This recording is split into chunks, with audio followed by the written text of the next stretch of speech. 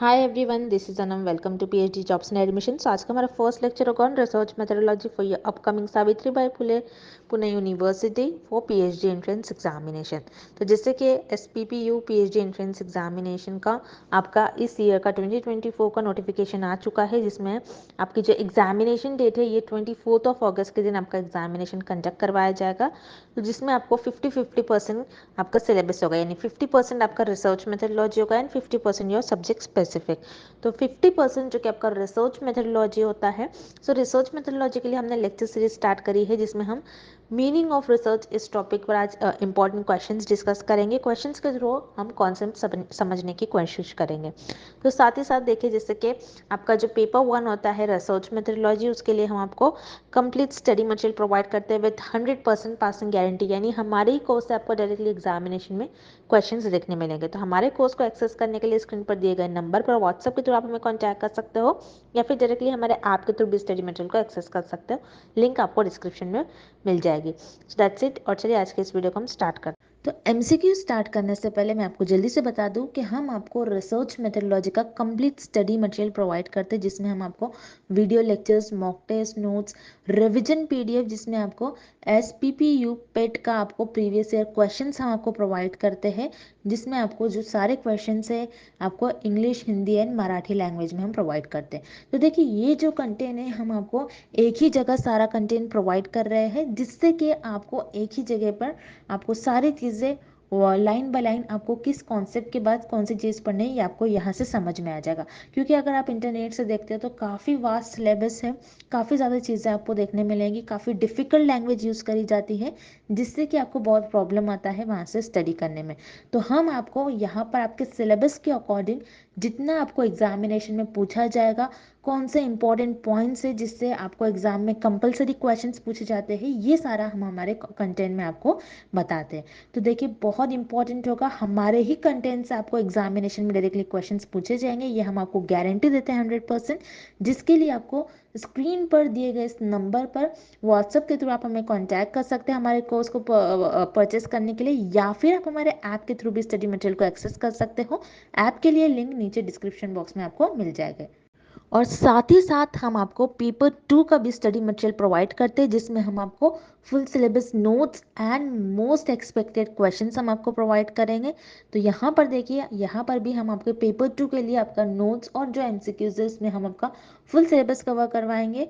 और यहाँ पर पेपर 2 के लिए भी आपको दिए गए नंबर पर व्हाट्सएप के थ्रू कॉन्टैक्ट करना है, या फिर आप हमारे ऐप के थ्रू भी पेपर 2 के कोर्स को आप एक्सेस कर सकते हैं। तो चलिए अब एमसीक्यूज को हम स्टार्ट करते हैं। First question, the best meaning of research is. इस क्वेश्चन में हमें रिसर्च की डेफिनेशन फाइंड आउट करनी है। जैसे कि हम रिसर्च मेथोडोलॉजी पढ़ रहे हैं, सो हमें रिसर्च की डेफिनेशन क्या होती है ये पता होनी चाहिए। ओके, अब हम ऑप्शंस देखते हैं। पहले हम ऑप्शन सी देखेंगे, search for universal truths of life. So इसे हम कहते हैं स्पिरिचुअलिटी। अब स्पिरिचुअलिटी होता क्या है? जैसे ऐसे questions, where we will go after we die, why have we come to the world, हम इस दुनिया में क्यों आए हैं, उसे हम कहते हैं स्पिरिचुअलिटी। अब स्पिरिचुअलिटी रिसर्च नहीं होती है, दैट्स व्हाई यहाँ पर आपका ऑप्शन सी इनकरेक्ट हो जाएगा। देन आपको ऑप्शन बी गिवन है, arriving at generalisations based on observe data.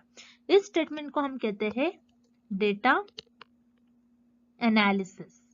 तो डेटा एनालिसिस ये आपके रिसर्च प्रोसेस का एक पार्ट होता है। ओके, अब रिसर्च प्रोसेस क्या होता है? जिसमें आप फर्स्ट स्टेप में डेटा को कलेक्ट करते हो, देन उस डेटा को एनालाइज करते हो, ऑब्जर्व करते हो, और आपके ऑब्जर्वेशंस पर बेस्ड और आपके एनालिसिस पर बेस्ड आप कुछ कंक्लूजन देते हो। बट यहाँ पर आपको ऑप्शन बी जो गिवन है, this is the part of research process, ये रिसर्च की डेफिनेशन नहीं होगी।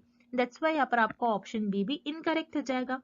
देन आपको ऑप्शन ए गिवन है, adoption of scientific method for creation and application of knowledge।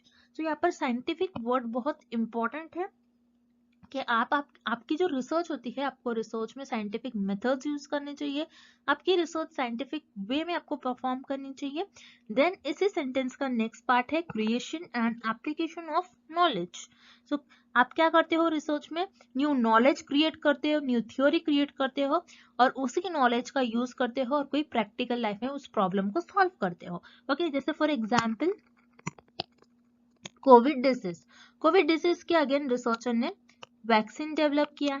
Okay, तो रिसर्चर ने क्या किया, कोविड डिजीज के अगेंस्ट न्यू नॉलेज पहले डेवलप करी होंगी, न्यू नॉलेज दिया होगा, न्यू थ्योरी डेवलप करी होंगी, उसी नॉलेज का यूज कर कर इस वैक्सीन को फॉर्म किया होगा, इस वैक्सीन को बनाया होगा।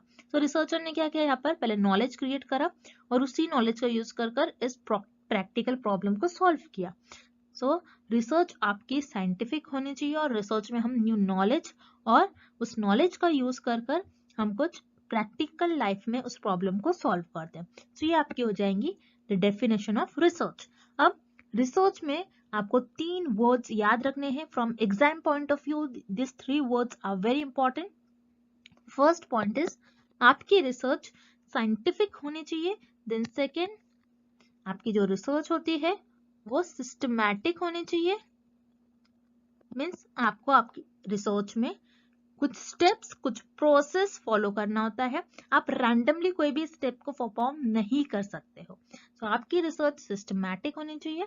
Then third is objective.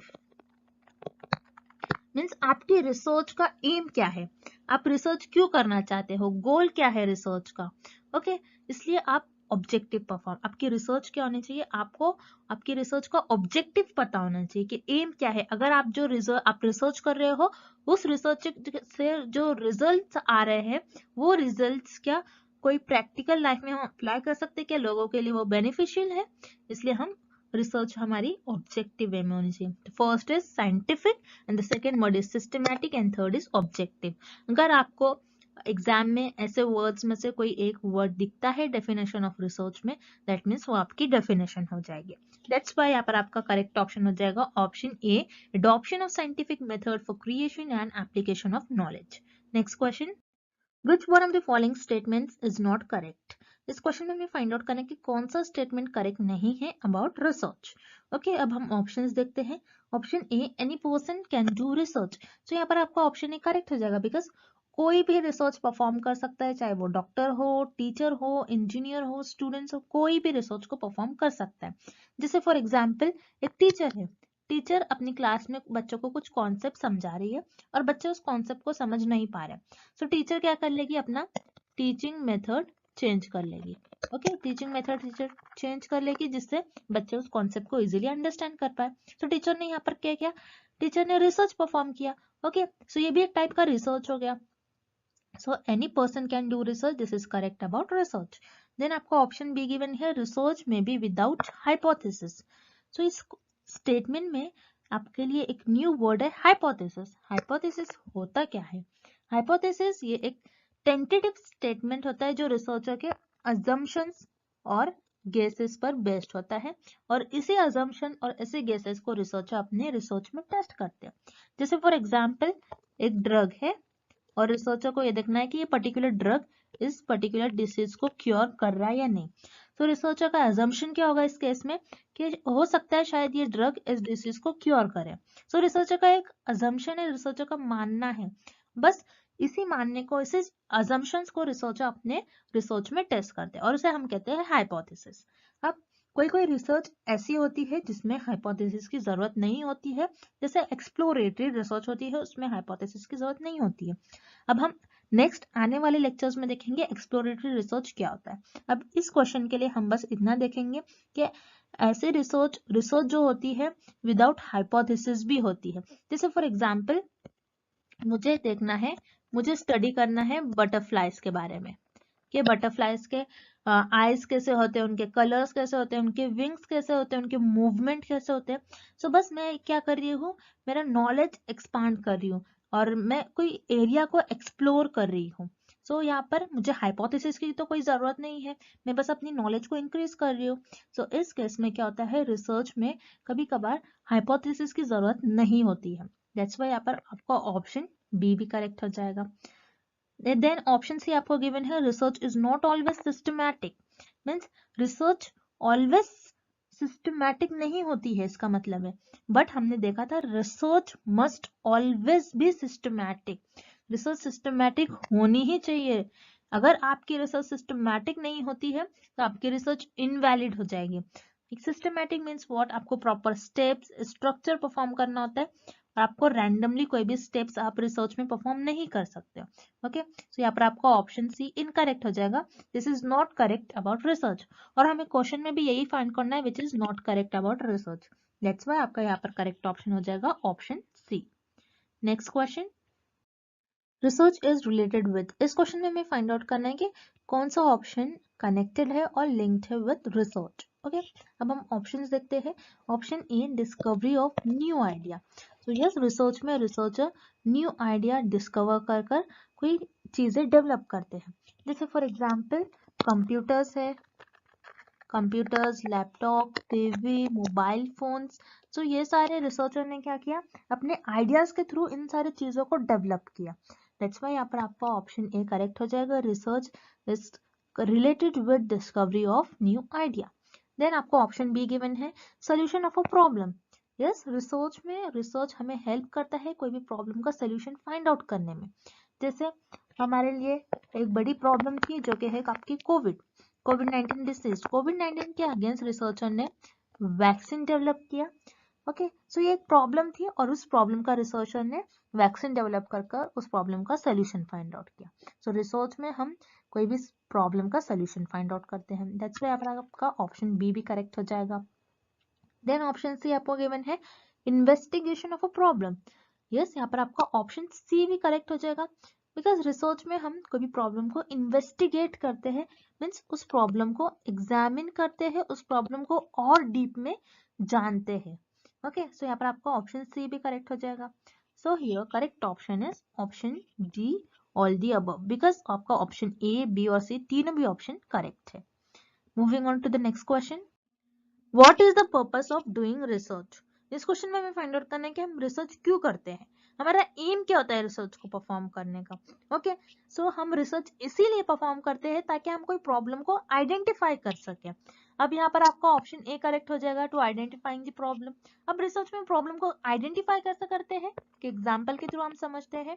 मान लीजिए कोई पर्सन है और वो पर्सन सिक है, वो पर्सन बीमार है, उस पर्सन को कोई डिसीज हुई है। तो ये डिसीज जो हुई इस पर्सन को, ये एक न्यू डिसीज है। तो रिसर्चर क्या करेंगे या फिर डॉक्टर क्या करेंगे, उस डिसीज को पहले आइडेंटिफाई करेंगे कि वो डिसीज है क्या। देन आपको ऑप्शन बी गिवन है, to find the solution. Yes, यहाँ पर आपका ऑप्शन बी भी करेक्ट है, क्योंकि रिसर्च इसीलिए की जाती है कि कोई प्रॉब्लम का सोल्यूशन फाइंड आउट कर सके।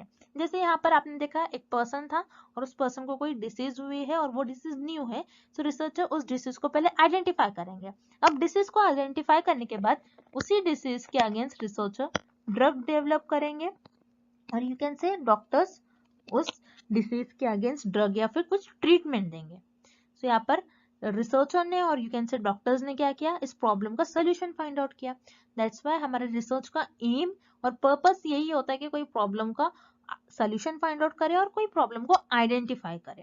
दैट्स व्हाई यहाँ पर आपका करेक्ट ऑप्शन हो जाएगा option C, both A and B are the purpose of doing research. अब हम नेक्स्ट क्वेश्चन देखते हैं, व्हाट इज रिसर्च। इस क्वेश्चन में हमें रिसर्च की डेफिनेशन फाइंड आउट करनी है। सो अब हम ऑप्शन ए देखते हैं, searching again and again. Searching again and again ये रिसर्च तो होता है, but this is not the proper definition of research. Because अगर मैं ऐसा बोल रही हूँ कि एक बुक है और उस बुक को मैं डेली रीड कर रही हूँ, सो वो रिसर्च तो नहीं कहलाएंगी, क्योंकि मैं बुक को तो डेली रीड करते जा रही हूँ लेकिन मैं कोई new theory, new concept, new ideas develop नहीं कर रही हूँ। दैट्स व्हाई यहाँ पर आपका ऑप्शन ए इनकरेक्ट हो जाएगा, ये आपका रिसर्च की डेफिनेशन नहीं होगी। देन ऑप्शन भी आपको गिवन है, collection of information. Collection of information ये भी आपकी रिसर्च नहीं होगी। दैट्स व्हाई यहाँ पर आपका ऑप्शन बी भी इनकरेक्ट हो जाएगा। बिकॉज अगर मैं ऐसा कर रही हूँ कि मैं इंटरनेट के थ्रू कुछ इंफॉर्मेशन ले रही हूँ और उस इंफॉर्मेशन को कलेक्ट कर कर रख रही हूँ, तो ये रिसर्च हो गई क्या। मैं कोई पीडीएफ उठा रही हूँ और उस पीडीएफ को अपने पास कलेक्ट करके रख रही हूँ, या फिर कोई इंफॉर्मेशन कोई सोर्सेस से कोई बुक लेकर आ रही हूँ, मैं अपने पास रख रही हूँ। कोई इंफॉर्मेशन को अगर मैं कलेक्ट कर रही हूँ तो उसे हम रिसर्च नहीं कहते हैं। दैट्स व्हाई यहाँ पर आपका ऑप्शन बी इनकरेक्ट हो जाएगा। Then option C, working in a scientific way to search for truth of any problem. So yes, यहाँ पर आपका option B correct, C correct हो जाएगा, क्योंकि देख रहे हो जैसे आप इस सेंटेंस में और इस डेफिनेशन में आपको एक वर्ड आ गया है साइंटिफिक। तो मैंने आपसे जैसा फर्स्ट क्वेश्चन में भी कहा था कि scientific word is very important, कि अगर आप आपकी डेफिनेशन में जब भी साइंटिफिक या फिर ऑब्जेक्टिव या फिर सिस्टमैटिक ये वर्ड्स देखते हो तो वो आपकी रिसर्च की डेफिनेशन हो जाएगी। सो हम रिसर्च को साइंटिफिक वे में परफॉर्म करते हैं कोई भी प्रॉब्लम को फाइंड करने में, कोई भी प्रॉब्लम का सॉल्यूशंस फाइंड आउट करने में। सो दैट्स व्हाई यहाँ पर आपका ऑप्शन सी करेक्ट हो जाएगा। This is the definition of research working in a scientific way to search for truth of any problem. Okay, next question.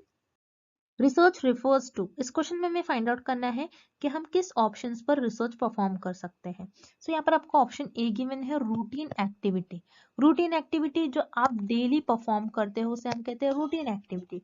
जैसे आप डेली कॉलेज जा रहे हो, डेली स्कूल जा रहे हो, अब डेली बात ले रहे हो, अब डेली लंच कर रहे हो, अब डेली डिनर कर रहे हो। सो ये रूटीन एक्टिविटी हो गया। रूटीन एक्टिविटी पर आप रिसर्च परफॉर्म नहीं कर सकते हो। दैट्स वाई यहाँ पर आपका ऑप्शन ए इनकरेक्ट हो जाएगा। Then option B annual activity. Annual activity means what, आप जो ईयरली करते हो या फिर ईयर में एक बार करते हो उसे हम कहते हैं एनुअल एक्टिविटी। एनुअल एक्टिविटी पर भी आप रिसर्च परफॉर्म नहीं कर सकते। दैट्स व्हाई यहाँ पर आपका ऑप्शन बी भी इनकरेक्ट हो जाएगा। Then option C occasional activity.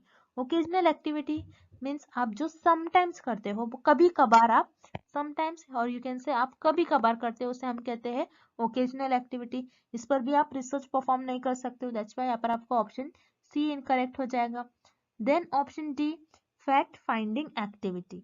Yes, आप यहाँ पर आपका ऑप्शन डी करेक्ट हो जाएगा बिकॉज फैक्ट फाइंडिंग एक्टिविटी पर आप रिसर्च परफॉर्म कर सकते हो। अब फैक्ट्स क्या होते हैं, जैसे ऐसे टाइप के question, why sky is blue, sky blue क्यों है, why earth is round, earth round क्यों है। तो ये जो फैक्ट फाइंडिंग क्वेश्चंस है, फैक्ट फाइंडिंग एक्टिविटीज है, इन पर हम रिसर्च परफॉर्म कर सकते हैं ये देखने के लिए कि सच में अर्थ राउंड है या सच में स्काई ब्लू है। सो ये आपके फैक्ट्स हो गए। सो हम फैक्ट फाइंडिंग एक्टिविटीज पर रिसर्च परफॉर्म कर सकते हैं। दैट्स व्हाई यहाँ पर आपका करेक्ट ऑप्शन हो जाएगा ऑप्शन डी। नेक्स्ट क्वेश्चन देखते हैं अब हम। How would you define the research process. इस क्वेश्चन में हमें रिसर्च प्रोसेस की डेफिनेशन फाइंड आउट करनी है। सो अब हम ऑप्शंस देखते हैं। Option A, a method of collecting research data. So statement को हम कहते हैं डेटा कलेक्शन। सो डेटा कलेक्शन ये आपके रिसर्च प्रोसेस में एक स्टेप होता है जहां पर आप डेटा को कलेक्ट करते हो। सो ये आपके रिसर्च प्रोसेस की डेफिनेशन नहीं होगी। This is the part of research process. That's why यहाँ पर आपका ऑप्शन ए इनकरेक्ट हो जाएगा। देन हम ऑप्शन सी देखेंगे, a method of presenting research results. तो रिसर्च रिजल्ट्स आप कब प्रेजेंट करते हो, रिसर्च प्रोसेस के लास्ट स्टेप में। This is the last step of research process, और ये भी आपके रिसर्च प्रोसेस का एक पार्ट होती है, ये आपके रिसर्च प्रोसेस की डेफिनेशन नहीं होंगी। दैट्स व्हाई यहाँ पर आपका ऑप्शन सी भी इनकरेक्ट हो जाएगा। Then option B, the stages और steps the researcher follows in carrying out the research project. तो यहाँ पर आपका ऑप्शन बी करेक्ट हो जाएगा और this is the definition of research process. तो रिसर्च प्रोसेस की डेफिनेशन ये होती है जिसमें आप कुछ स्टेप्स परफॉर्म करते हो और उन स्टेप्स को परफॉर्म कर कर आप आपके रिसर्च का कुछ रिजल्ट्स फाइंड आउट करते हो और रिसर्च को आगे बढ़ाते हो। So this is the correct definition of research process. अब रिसर्च प्रोसेस के कुछ स्टेप्स ऐसे होते हैं कि फर्स्ट स्टेप में आप प्रॉब्लम को डिफाइन करते हो, देन नेक्स्ट स्टेप में आप डेटा कलेक्ट करते हो, देन उस डेटा को एनालाइज करते हो, एनालाइज करने के बाद उस डेटा पर कंक्लूजन्स निकालते हो और कंक्लूजन से रिजल्ट्स निकालते हो। तो हम रिसर्च प्रोसेस की करेक्ट डेफिनेशन बोलेंगे इन सारे स्टेप्स को, जहाँ पे हम स्टेप्स परफॉर्म कर कर कुछ रिजल्ट फाइंड आउट करते हैं हमारी रिसर्च के, ना कि कोई एक पर्टिकुलर स्टेजेस को हम रिसर्च प्रोसेस कहेंगे। ओके, दैट्स व्हाई यहाँ पर आपका करेक्ट ऑप्शन हो जाएगा ऑप्शन बी, द स्टेजेस और the steps the researcher follows in carrying out research project.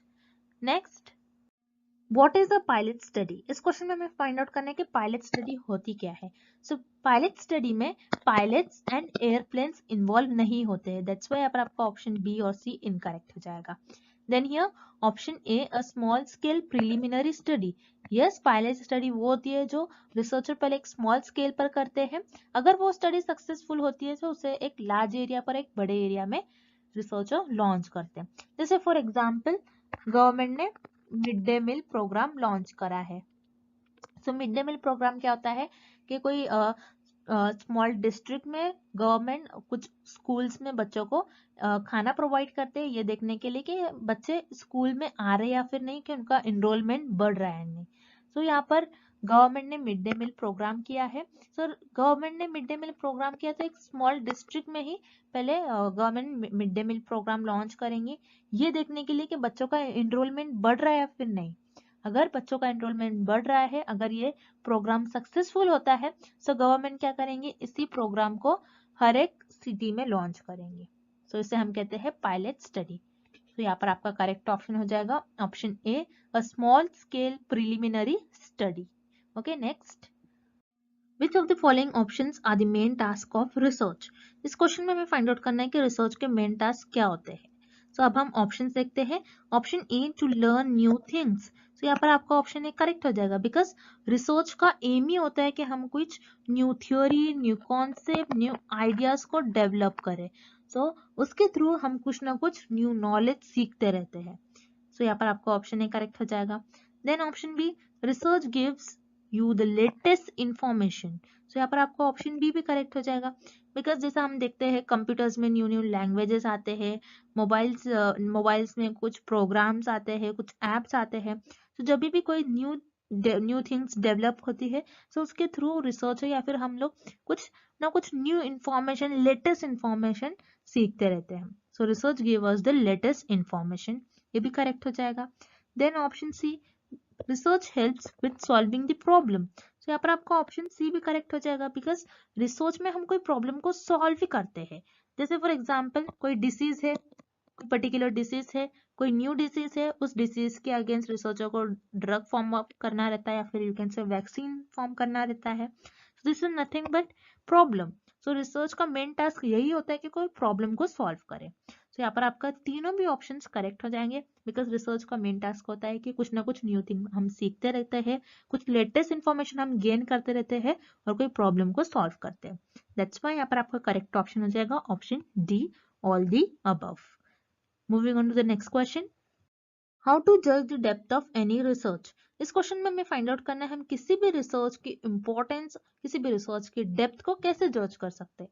सो यहाँ पर आपको ऑप्शन ए गिवन है, बाय रिसर्च टाइटल। क्या हम किसी भी रिसर्च की टाइटल से उस रिसर्च को जज कर सकते हैं? नहीं, बिकॉज जैसे फॉर एग्जाम्पल मेरे पास एक टाइटल है, स्टडी ऑन वायरसेस। तो इस टाइटल से क्या मैं उस रिसर्च को जज कर सकती हूँ कि वो रिसर्च अच्छी है या फिर नहीं है? No, it's not possible. क्या हम सिर्फ टाइटल को ही देख के किसी भी रिसर्च को जज नहीं कर सकते हैं। देन यहाँ पर आपका ऑप्शन बी गिवन है, बाय रिसर्च ड्यूरेशन। मीन्स उस पर्टिकुलर रिसर्च को कितना टाइम लगा है। किसी रिसर्च को कंप्लीट होने में 2 वीक्स लगते हैं, किसी रिसर्च को कंप्लीट होने में 2 इयर्स लगते हैं, 1 ईयर लगता है, 6 मंथ लगता है। तो हम किसी भी रिसर्च की डेप्थ को उसके ड्यूरेशन के अकॉर्डिंग जज नहीं कर सकते। दैट्स व्हाई यहाँ पर आपका ऑप्शन बी भी इनकरेक्ट हो जाएगा। देन हम ऑप्शन डी देखते हैं, by total expenditure on research. यहाँ पर आपका ऑप्शन डी भी इनकरेक्ट हो जाएगा, बिकॉज हम किसी भी रिसर्च के डेप्थ को इसलिए नहीं जज कर सकते कि उसमें कितना पैसा खर्च हो गया है, उसमें कितना मनी स्पेंड है। अगर कोई रिसर्च में ज्यादा मनी स्पेंड है, दैट मीन्स वो रिसर्च अच्छी है, ऐसा हम नहीं कह सकते हैं। दैट्स व्हाई यहाँ पर आपको ऑप्शन डी भी इनकरेक्ट हो जाएगा। Then option C, by research objectives.